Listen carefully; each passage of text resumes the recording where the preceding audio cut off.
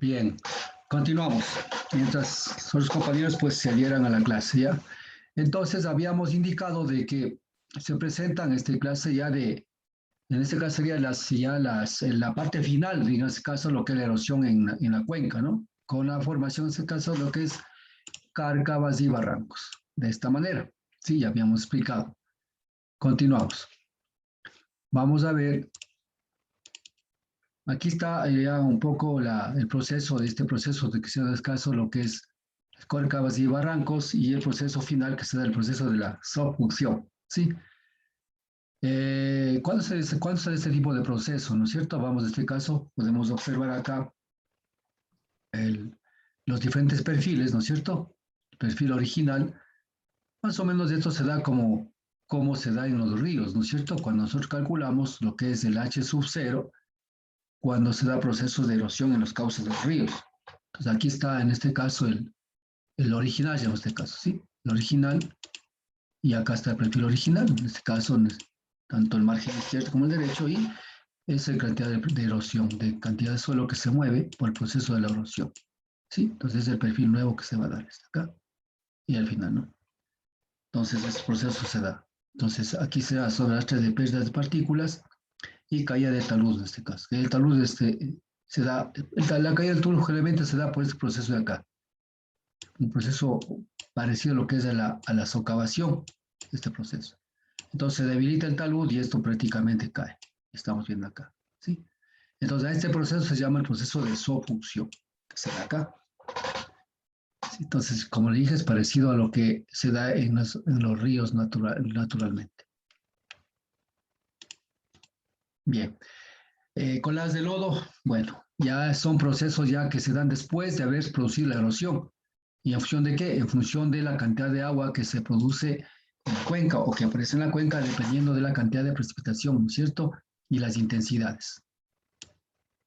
Pues aquí está en este caso, pues, la cantidad de suelo que está, yo diría, utilizado. Si bien es cierto, aquí, por ejemplo, podemos ver aquí, por ejemplo, estos surcos, si estos son sembríos, ¿no es cierto? Los surcos están siendo, ¿qué? Están siendo las curvas de nivel. Relativamente, ¿qué está? Tiene una buena práctica de cultivo, ¿no es cierto? Si las curvas de nivel fuera en ese sentido, ¿qué pasaría? Estarían favoreciendo la erosión, ¿no es cierto? Que la lluvia y se forma un círculo y hacia abajo hay arrastre cantidad de sedimentos. En cambio, en esto ayuda a que cuando cae la lluvia, ayuda a un proceso de infiltración acá, ¿no es cierto? Infiltración y pues que no haya erosión, en este caso hacia abajo, ¿sí? Ya. Pero hay sitios, por ejemplo que naturales, aquí vemos acá, por el tipo de suelo que se encuentra, en este caso, que se encuentra en la cuenca, ¿sí? Se producen los fenómenos escasos, son los deslizamientos, y esto añadido a lo que es la precipitación, ¿no es cierto? La precipitación, se produce lo que en este caso las coladas de lodo, ¿sí? O también se llama en este caso los famosos, después de esto, con mayor cantidad de lluvias, pues lo que son los procesos de los aluviones, ¿sí? Coladas de lodo. En el caso del Perú se llaman los huaicos, ¿han escuchado ustedes los huaicos? ¿Sí? Acá se llama en este caso las coladas de lodo, o también se llama en este caso lo que es los flujos de lodo, ¿sí? En este caso, en las áreas de Pichincha lo que se produce son los flujos de lodo. Los flujos de lodo se dan ¿por qué? Por la parte, en este caso, por las altas pendientes que se tiene, la saturación de los suelos, por los tipos de suelos, se dan, en este caso, la parte natural. Y cuando es la parte antrópica, sucede que cuando hay una deforestación en la parte alta, ¿no es cierto? Y esto, pues, no alcanza a infiltrarse y esta agua, pues, si satura el suelo y al final, pues, este se puso un deslizamiento. Ahora esto, procesos secundarios que pueden darse acá es que si es que aquí fuera el cauce principal, estos flujos bajan hacia el cauce principal y taponan y se producen las concebidas presas naturales que pueden producirse grandes aluviones ya para acá abajo, ¿sí? Exactamente. Entonces, aquí hay las causas y consecuencias que futuro, ¿no es cierto? Entonces, para que no se produzcan los aluviones que vamos acá, en caso de laderas y ríos, pues hay que conservar la cuenca, hay que tratar de trabajar prácticamente en esto, ¿no es cierto? Entonces, pero todo esto al final, hablando de erosión de suelos, contribuye a qué? Contribuye a que toda esta cantidad de material puede llegar al cauce del río y esto es parte, en este caso, de los sedimentos que nosotros vamos a estudiar, estamos estudiando en este caso, ¿sí?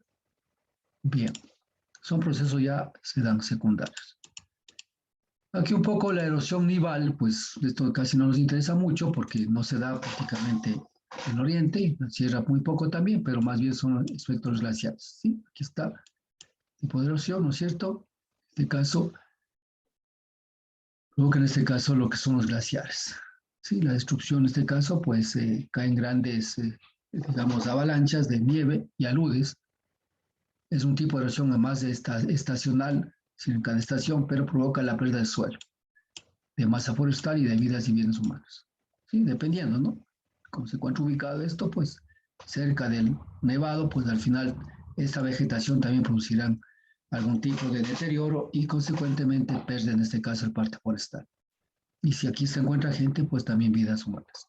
En este caso, entonces, la erosión nival, que es más puntual, como les dije, más puntual y estacional. ¿Sí? Acordarán ustedes, la erosión nival es puntual y estacional.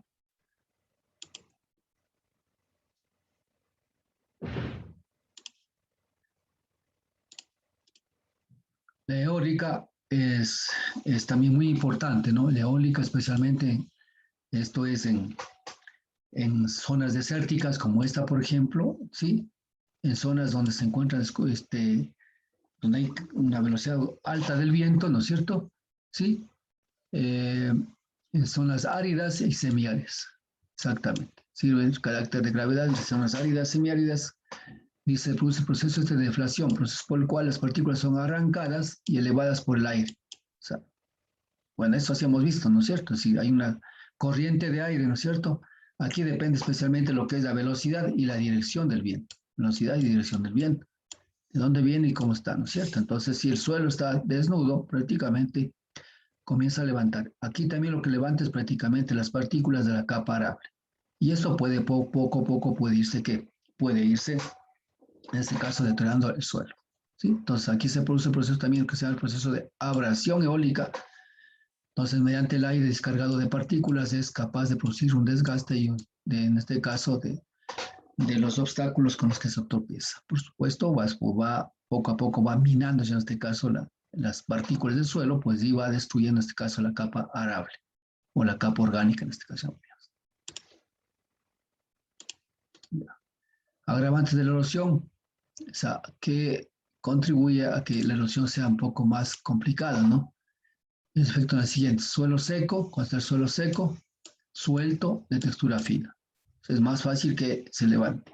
Hay el viento y pues levante estas, ¿sí? Veces planas y extensas, como esta, por ejemplo, ¿sí?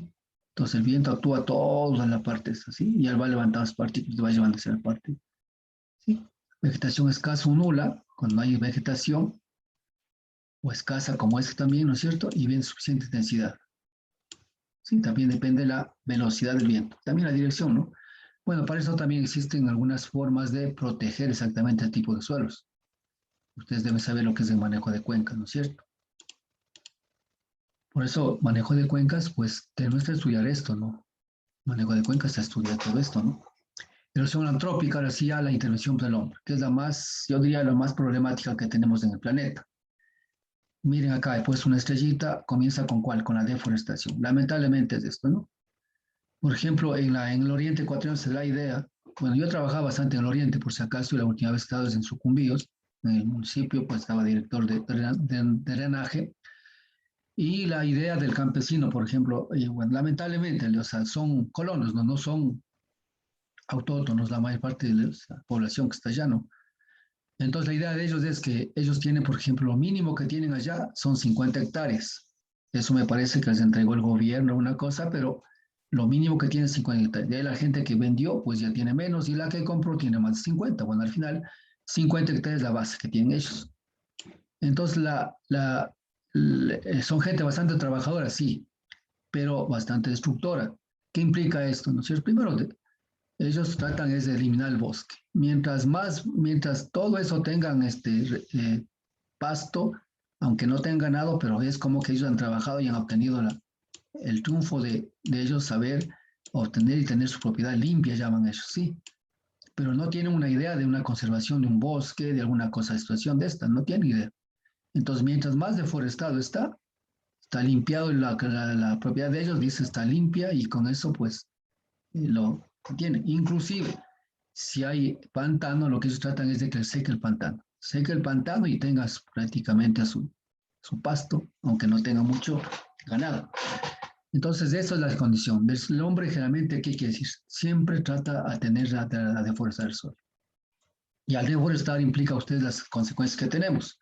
Entonces, siempre comienza por esto, la deforestación. Entonces, aquí lo que pasa es que hay que trabajar ¿dónde? En la mentalidad de esta gente.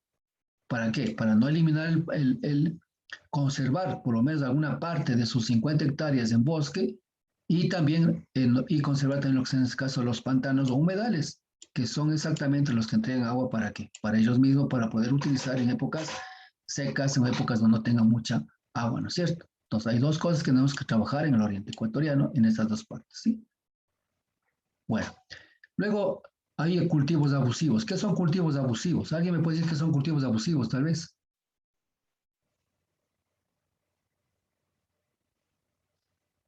Pablo, ¿me puedes decir qué son cultivos abusivos? Ah, no está Pablo.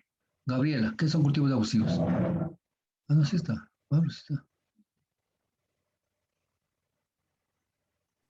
Tal vez se refiere como a las prácticas de monocultivo, tal vez.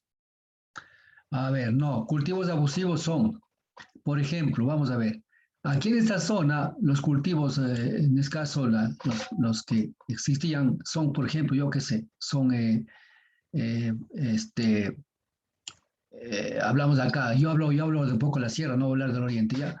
Hablo lo que es el Quishuar, lo que es Achilca, lo que es esas cosas, sí. Y de pronto, pues vengo acá y siembro, ¿qué? Siembro eucalipto, siembro pino, ¿sí? Siembro, yo qué sé, albahaca, no sé, me invento, ¿no? Entonces, miren ustedes, esos cultivos son los autóctonos de aquí, ¿sí? Son los que estaban acá. Y yo vengo e introduzco otras especies acá. Y estas especies yo no sé cómo van a reaccionar o cómo van a trabajar acá. Sucede que estas especies, al ser de pronto unas especies arbustivas muy grandes, lo que sea, por ejemplo, el eucalipto, lo que yo miro en las pichinchas. El eucalipto es un elemento que se trajo de Australia, ¿no es cierto? Ustedes han de conocer más que yo. Y que realmente, claro, aquí es maderal, todo lo demás, pero mata a la vegetación que se encuentra autóctona de acá, la primitiva en este caso, ¿no es cierto? La inicial. Y sus raíces son muy profundas y favorece a qué? Favorece lo que es en este caso, a los deslizamientos, ¿no es cierto? Entonces, esos cultivos abusivos son los que ayudan a qué?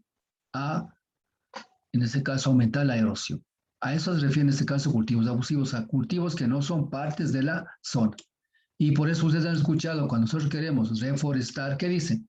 Tenemos que reforestar con cultivos ¿qué? Propios de la zona, ¿sí? Entonces, cultivos abusivos son cultivos que nunca formaron parte de acá y que estos pues van a producir un impacto, en este caso desfavorable a lo que es a la cuenca, ¿sí? Ya. Esos son cultivos abusivos. Sobre pastoreo ya habíamos hablado, ¿no es cierto? En este caso, la cantidad de reses o la demasiada cantidad de reses por área de pastoreo.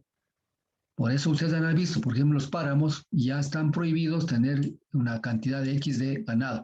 ¿Por qué? Porque existe en este caso digamos, un pisoteo ya en este caso o una concentración demasiado del suelo y que no ayuda a la infiltración del agua para, en este caso, las captaciones que tienen muchas poblaciones en los páramos, ¿cierto? Que traen agua de allá. Entonces, esto ya está controlado. Ya. Apertura de carretera y pistas, esto ya es parte de nosotros, ¿no es cierto? Carreteras y pistas, ustedes saben, al aperturar esto, pues exactamente hay movimiento de tierra y todo lo demás, y esto, al no construir bien los talvos de esa situación, producen lo que son deslizamientos y al final un lavado hidráulico y llegan los sedimentos hacia los cauces. Expansión urbana, exactamente, pues la población que nosotros mismos vamos construyendo en el tiempo, ¿no es cierto? Y lo que es la minería, que es la parte fundamental, tanto en la parte de la cuenca como en la parte de los ríos. Entonces, todos estos fenómenos, de este caso, llamaría en este caso, o parámetros antrópicos, de este caso, contribuyen a una erosión del suelo, ¿sí? Entonces, estos serían los más representativos. Y a esto llamaríamos, en este caso, para todo esto podríamos decir nosotros tenemos que tener lo que son las prácticas en este caso. ¿Cómo yo hago minería sin necesidad de contribuir mucho a la erosión? ¿Cómo yo puedo expandir en este caso la ciudad sin contribuir a esto? ¿Cómo yo puedo hacer esto? Todo eso puedo hacer, pero siempre y cuando sabiendo manejar bien la cuenca, ¿no es cierto? Esto ya se trabaja dentro de lo que es manejos de cuenca. ¿Sí? Bien, vamos a continuar.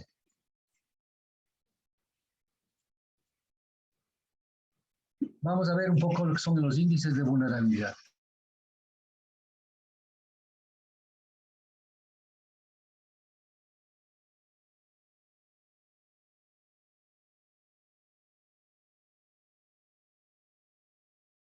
Ya, ¿qué son los índices de vulnerabilidad? O sea, nosotros para hablar de vulnerabilidad también podemos hablar en este caso primero de qué?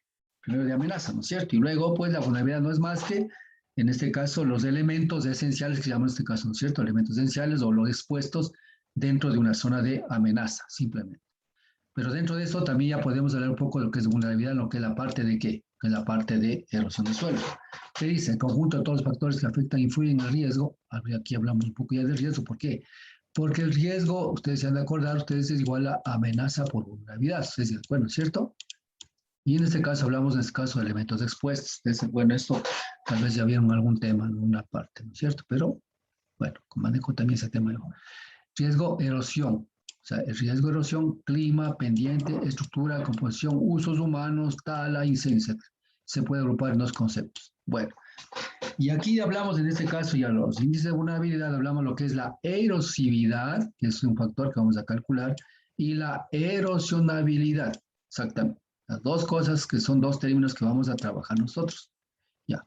Entonces, su estudio es muy importante a la hora de hacer mapas de riesgo. Entonces, con estos dos términos podemos hacer los mapas de riesgo. Justamente nosotros vamos a hacer este mapa de riesgo. Este mapa de riesgo de erosión vamos a avanzar a hacer.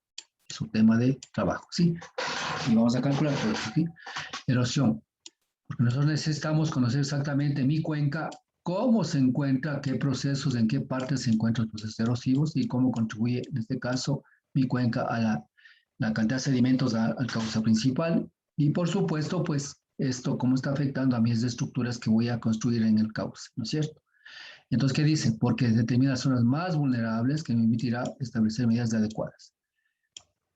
Exactamente, estoy terminado de escribir un artículo, ¿no es cierto? Estoy corrigiendo, por supuesto, en el cual se hizo el estudio y se determinó exactamente las zonas más vulnerables de la cuenca y se determinó a nivel de microcuenca y se dijo muy bien, las microcuencas tales y pascuales son las que mayormente contribuyen sedimentos están más estructuradas en la cuenca. En la gran cuenca están, ¿no es cierto? Y se determinó exactamente estas cuencas. Y en este caso ya están interviniendo en estas microcuencas, están interviniendo haciendo sus planes de manejo de microcuencas. Primero avanzan con una, luego la siguiente y luego avanzarán hacia la cuenca total. Porque lo que han decidido de pronto en este proyecto es atacar ¿qué? Atacar la causa y no el efecto, ¿no?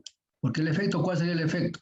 El efecto es que el sedimento ya llega acá y aquí puedo dragar, puedo hacerlo, si es que es agua potable, puedo tomar esto, hacerlo todo lo que son los tratamientos posibles, separación de sedimentos, lo que es en este caso, lo que es la color del agua, toda esa situación. Pero esto tiene costos, tiene, como dice algún pana, dice, esto cuesta kuski, y esto cuesta costar mucho kuski, mucho dinero, entonces, ¿qué tengo que hacer? Primero, mejor voy a atacar acá el problema.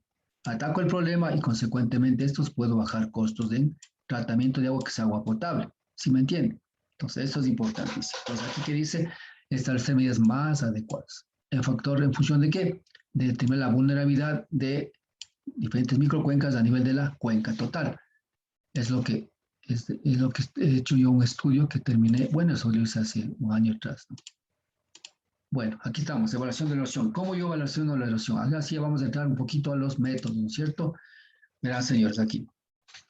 Para evaluar la erosión, por ejemplo, dice que la erosión, que al final, ¿qué es? Es la medida de pérdida de suelo, es decir, cuánto en esta cuenca, cuánto de suelo se pierde, exactamente. ¿Por efecto de qué? Por efecto de la precipitación, por efecto de la erosión eólica, la erosión, en este caso la nival, ¿no es cierto? Y la parte de lo que es la parte antrópica, ¿no es cierto? ¿Cuánto se pierde acá? Entonces, al final lo que necesito saber es el valor, medir.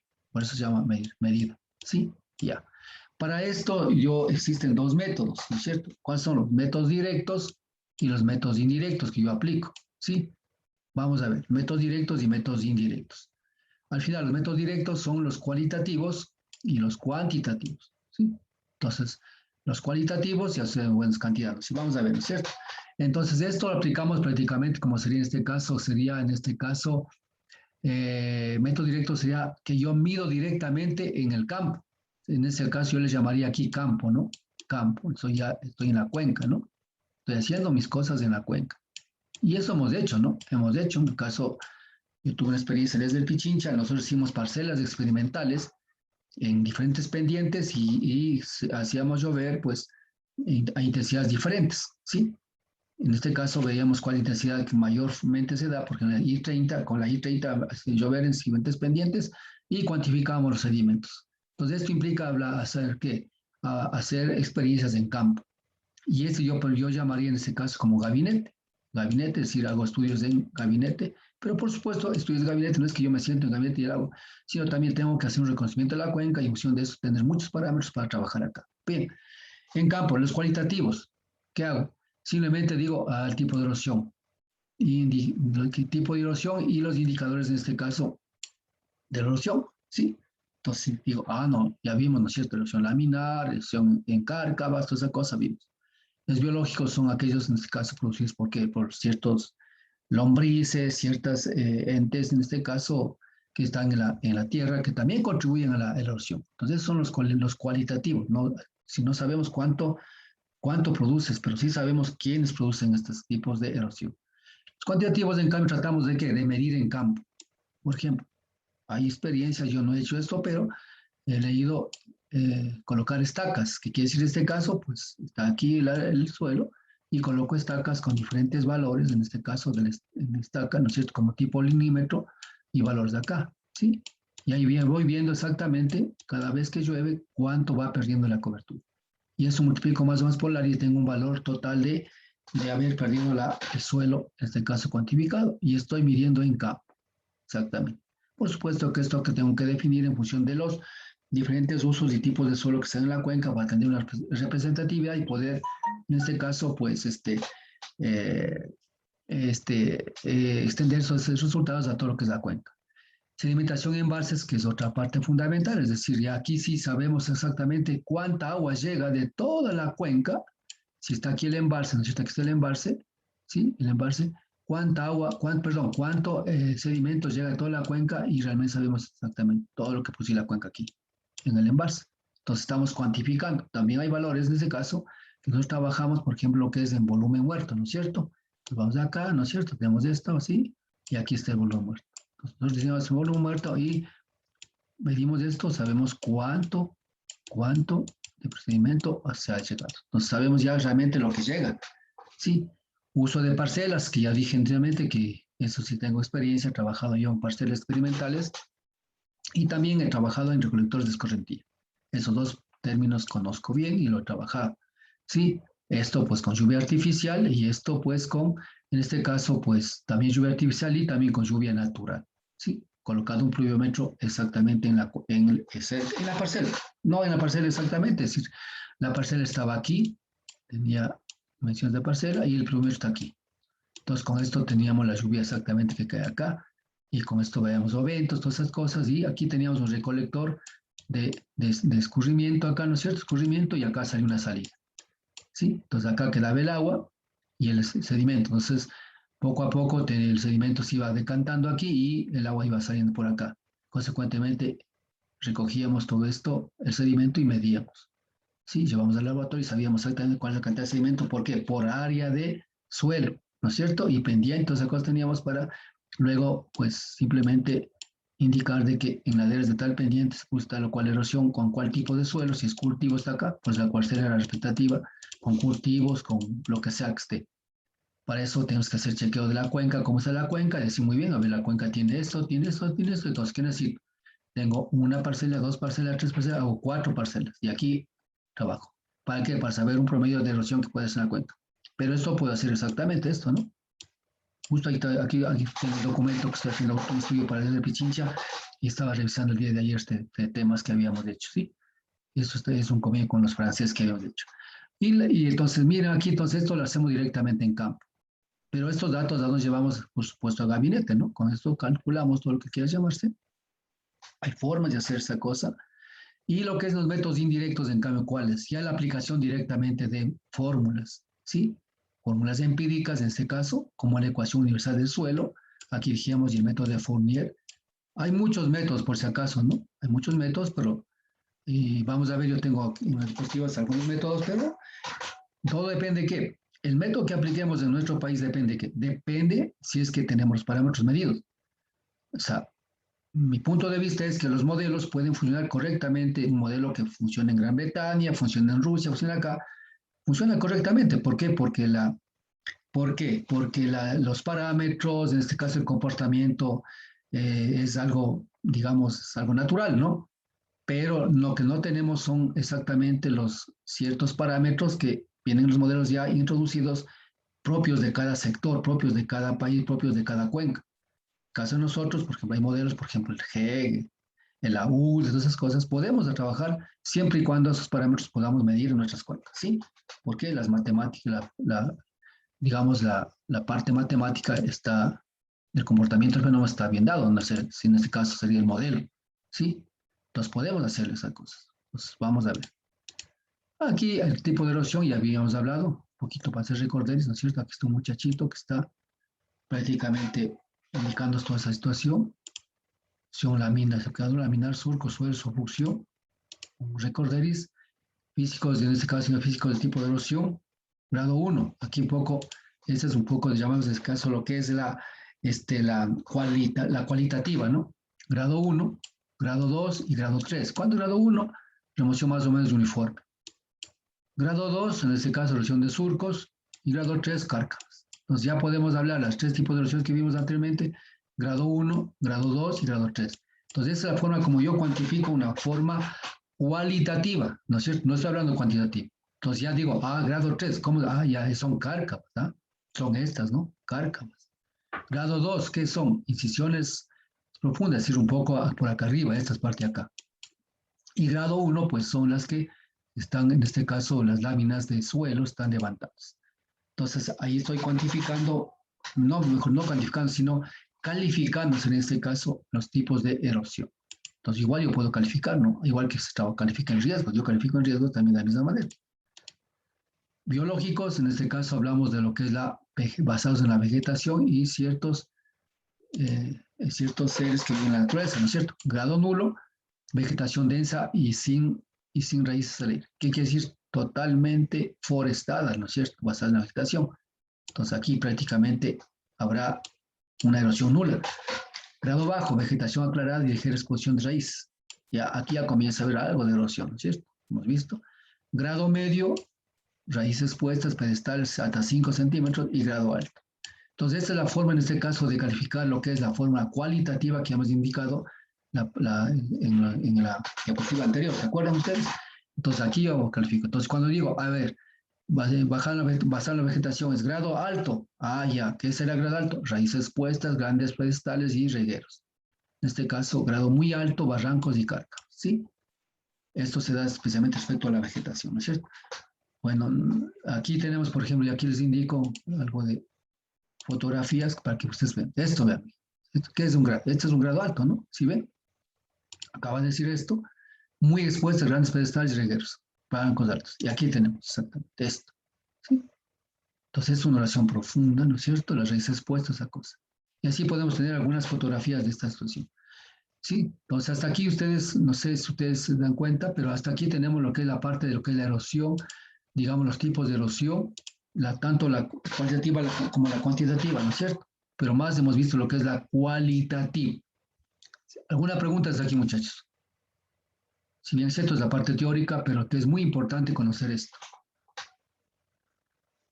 Bien, no tienen preguntas, continuamos. Ahora sí vamos a ver un poco ya, vamos a ir entrando en el tema, para determinar en este caso lo que es la parte cuantitativa.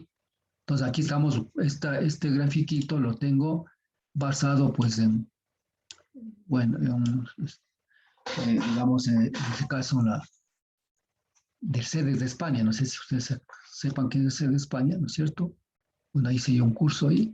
Entonces basado en eso, tomado esto y poco adaptado en este caso a mi persona, acá al país, ¿no es cierto? Entonces vemos aquí agentes atmosféricos relacionados al clima. Son factores iniciales en este caso, ¿no es cierto? viento, humedad, vegetación, ¿sí? Entonces, ¿qué implica esto? Aquí actúan, en este caso, los agentes actúan en este caso en el subsuelo y aquí está la vegetación, ¿sí? Aquí, dentro de agentes atmosféricos, actúa en este caso lo que es la precipitación, ¿sí? Acá. Esta, por supuesto, la precipitación cae en la cuenca y al final, pues, forma parte de ¿qué? De los ríos y, por supuesto, pues llega a la parte de lo que es aguas continentales, en este caso el mar, ¿no es cierto? Dependiendo de esto, cómo está la vegetación, ¿no es cierto? Los suelos, ¿cómo reaccionan? ¿Cómo reaccionan? Aquí está el humus, en este caso, ¿no es cierto? Está el humus, en este caso sería la capa arable, ¿no es cierto? Y dependiendo también del suelo, cómo está la pendiente, ¿no es cierto? ¿Sí? Y de eso se da en este caso, ¿qué se da? Se da lo que es en este caso la escorrentía. Entonces, la escorrentía se da en mayor o en menor cantidad, dependiendo de qué? De la vegetación. Y yo hablo aquí de tipos de suelos, por eso hablo de humus. Al hablar de humus, hablo de la genética de los suelos y también de la pendiente. ¿Sí? Y al final, pues se da lo que es la escorrentía, esta cosa, la escorrentía, y llega a formar parte de quién? De las aguas de los ríos y las aguas continentales, en este caso del mar también. Entonces aquí, en cambio, si la vegetación es muy escasa, no está cubierta totalmente, no tiene una buena capa, que pasa da directamente a crecida y la inundación. ¿Sí? Y así se puede dar todo este tipo de fenómenos directamente relacionados acá. Y se da lo que se llama en este caso los fenómenos de erosión. ¿Sí? Entonces, esto es más o menos lo que sería en este caso lo que es de los fenómenos de erosión que se daría en la naturaleza. Continuamos. Ya, ciclo irreversible de erosión. ¿Qué quiere decir en este caso? Hablamos ya lo que llegamos incluso al proceso de lo que dijimos de la desertificación, ¿no es cierto? O pérdida integral del suelo, pérdida del suelo. Entonces, al ciclo irreversible del suelo, igual esto también es adaptado, es tomado el CEDEX, pero adaptado por mi persona en ciertos temas, ¿no? Bueno, pérdida de protección del impacto por el impacto de lluvia, eliminación de la capa y la cobertura vegetal, cultivo, laboreo, pastoreo. Aquí laboreo, ¿qué son? Que son prácticas de cultivo, es decir, en este caso labranza. Labranza, labrar la tierra, ¿no es cierto? Pastoreo, hablamos en este caso de lo que es animales o en este caso bovinos, lo que sea en la cuenca. Disminución de la producción bruta, ¿no es cierto? Dependiendo en este caso, pues comienza pues a tener perder la capacidad agrícola del suelo y comienza también a disminuir la producción bruta del suelo. El desarrollo vegetal, ¿no es cierto? Y pues en este caso, ¿llega a dónde? Llega a lo que es la degradación de la estructura. En este caso, estructura de cuál? Del suelo, ¿no es cierto? Sí. Aquí hay también lo que es perder el aporte natural de materia orgánica y consumo de materia orgánica incrementado. Entonces, todo esto llega en este caso a la degradación de la estructura. ¿Sí? Expresión de partículas, para la erosión, mayor reaccionabilidad, ¿no es cierto? Entonces, aquí, cuando está degradado la estructura o el suelo, ¿qué pasa? Existen pérdidas de partículas, existe una mayor reaccionabilidad, en este caso, ¿no es cierto? Cuando el suelo está impermeable, de igual manera, pues hay mayor opción de que se erosione, hay mayor escorrentía, mayor erosión. Consecuentemente, todos los factores a dónde contribuye a la pérdida integral del suelo. Exactamente. Pierde totalmente integral, al final podría producirse un proceso de lo que es la desertificación. Entonces, miren ustedes, ese sería un poco el ciclo reversible de la erosión. ¿Sí? Lo que se podría dar. ¿Alguna pregunta ahí, muchachos?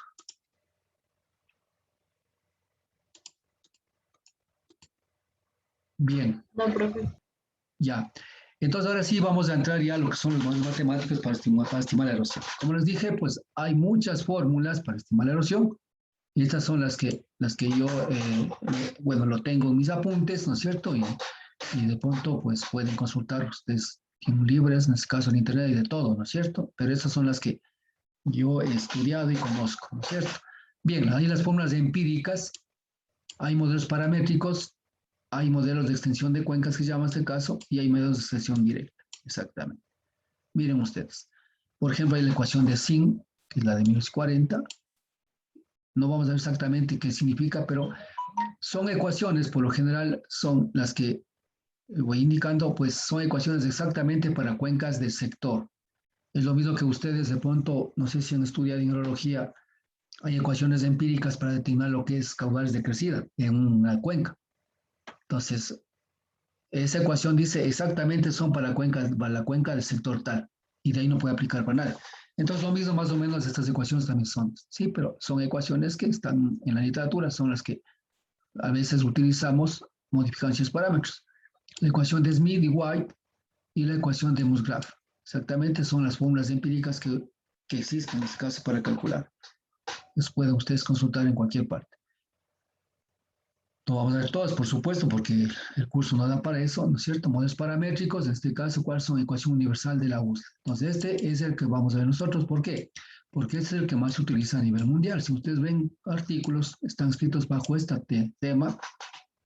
Por supuesto que esta fórmula está corroborada con unas otras fórmulas más, ¿no es cierto? Y también con prácticas, perdón, también con modelos que se utilizan en campo, como la que hemos visto nosotros, colocación de parcelas, esa cosa, comprobado con esto. Entonces, más o menos una comparación entre ecuación de la USL, también la ecuación que se llama en este caso la MUSL, también vamos acá, que es la modificación que vamos a ver aquí, ¿sí?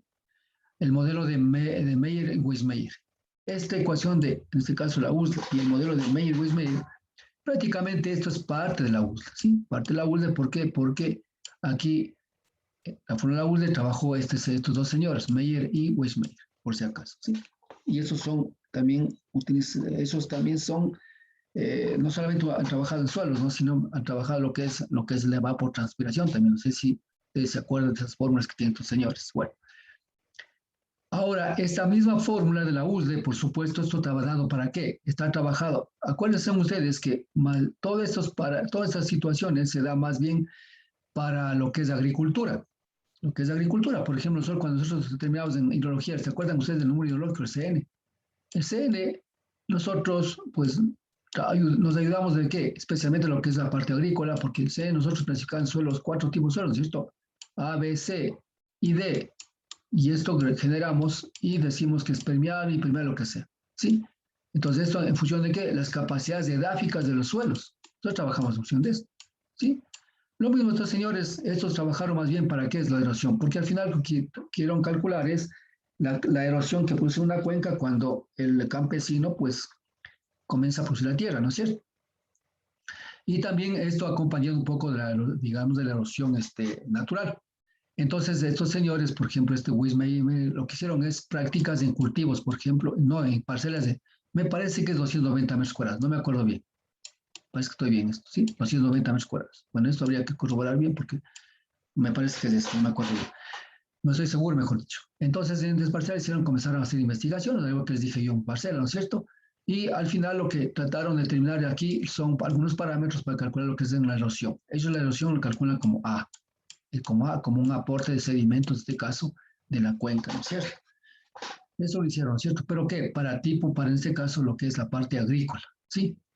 Ahora, lo que nosotros necesitamos es, si bien es cierto, aquí está la cuenca y las parcelas están aquí, ¿no? En la cuenca está el río, lo que sea, ¿no?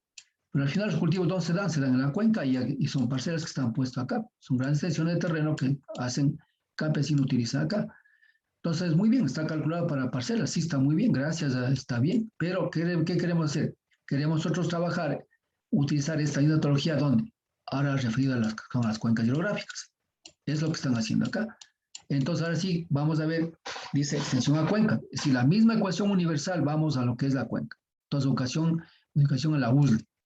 En este caso, pues, se llama también la forma de la MUSL, modificación de la USL, ¿no es cierto? USL, en este caso. Entonces, esto es lo que nosotros vamos a ver. Esto vamos a ver, sí. En este caso, vamos a ver, eso es lo que vamos a calcular nosotros, que es el más utilizado. El modelo Jaimo es un modelo que igual funciona, pero hay algunos parámetros que nosotros no lo tenemos acá y tenemos que medir.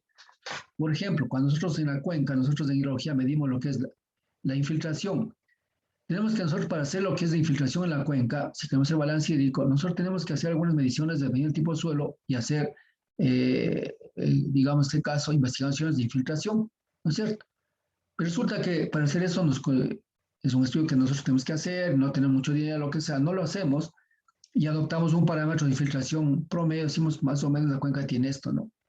Entonces, al adaptar un parámetro que de pronto el modelo mismo sugiere, ¿qué estamos haciendo? Adaptar un parámetro que de pronto es parámetros para la cuenca donde investigaron ellos. Pero nosotros no tenemos. Entonces, nosotros en este parámetro que tenemos que hacer, tomar muestras, hacer ensayos de infiltración y decir muy bien, En todo esto, infiltración promedio de la cuenca es tanto. Y con ese parámetro entramos al modelo, ¿sí? Entonces, lo mismo acá, no tenemos un parámetro, por lo tanto, este modelo puede ser aplicable, pero hay que hacer investigaciones en campo a tener esto. Transporte de Williams, este igual es solamente para cuencas exactamente del lugar donde hicieron, ¿sí? Y luego tenemos el modelo de imitación de Fournier. También Fournier tiene un modelo para calcular lo que es en este caso, lo que es perda de suelo. Este está en función especialmente de lo que son las características, mejor dicho, no sería características, sino en función del clima, más está en función del clima. Y aquí hablamos lo que es precipitaciones, temperatura y lo que dije anteriormente. Entonces, esto sí tenemos